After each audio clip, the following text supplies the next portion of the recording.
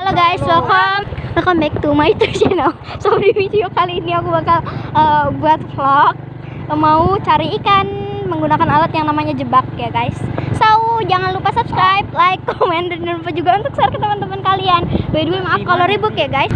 So guys, nanti kalian bisa lihat hasil ikannya itu kayak gimana, dan aku nanti bakal kasih lihat atau ngevideoin gimana cara masangin alat jebaknya dan gimana cara cari ikan menggunakan alat jebaknya. Nah biasanya kalau mau mendapatkan alat jebak biasanya ada dijual ya guys, tapi kalau lebih hemat bisa buat sendiri, bambunya bisa dicari dan kita bisa membeli tali, jaring, terus yang terakhir kita juga harus membentuk dengan benar ya guys. Pemandangannya indah banget guys, karena di sini tuh banyak banget anginnya karena di sini namanya empang guys.